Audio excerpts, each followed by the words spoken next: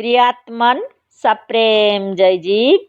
आदि मुनीश्वर योगेश्वर परम पूज्य सत्य सम्राट सदगुरुदेव सिमनी जी का वचनामृत से एक बूंद। सजीव का अमृत तत्व और इच्छा का प्रभाव। निर्जीव वस्तु का जो अंग कट जाता है वह फिर जुड़ता व भरता नहीं है। इसी तरह से सूख जाने व निर्जीव हो जाने पर एक पतला वृक्ष मोटा नहीं होता, पर हरा वृक्ष बराबर बढ़ता और मोटा होता है। जब मनुष्य बीमार पड़ता है तो कितना दुबला हो जाता है। दुबला क्या, अस्थि मात्र भी रह जाने पर यदि शरीर सजीव है तो निरोग होने पर वह फिर मोटा हो जाता है। पर मृत शरीर व मृत वृक्ष में इस प्रकार का परिवर्तन नहीं होता। यह विषय अत्यंत विचारणीय है कि इसका कारण क्या है।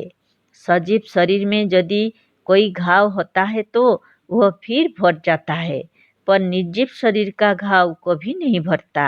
इसका कारण यह है कि सजीव शरीर चाहता है कि हमारा घाव भर जाए, हमारा दुबला शरीर मोटा हो जाए और हमारा रोग अच्छा हो जाए, पर निर्जीव नहीं चाहता।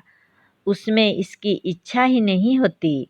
इच्छा ही क्या, निर्जीव को तो इस बात का ज्ञान ही नहीं है कि हमारे किसी अंग में घाव है।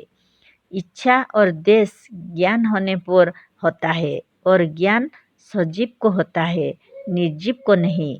निर्जीव का घाव इसीलिए नहीं भरता कि उसमें उस घाव को अच्छा करने की इच्छा ही नहीं है।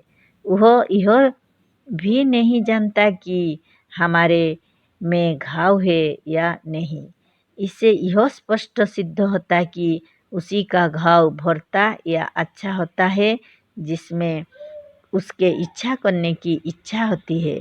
इच्छा शक्ति, विल पावर शरीर के घाव को अच्छा कर सकती है, रोगी शरीर को निरोग कर सकती है और दुबले को मोटा कर सकती है। अब देखना यह है कि यदि इच्छा यह सब कर सकती है तो वह वृद्धों को युवा और मर्तों को अमर भी कर सकती है। यदि इच्छा शरीर की दशा बदल सकती है, यदि शरीर इच्छा के इतने अधीन में है, यदि इच्छा अस्थि मात्र शरीर को खूब मोटा कर सकती है और रोगी को सर्वथा निरोग कर सकती है, तो क्या वह बूढ़े को युवा नहीं कर सकती? फिर प्रश्न यह है कि जो इच्छा इतना कर सकती है, जिसमें इतनी शक्ति है, वह क्या शरीर को अमर नहीं कर सकती है? जय जीव।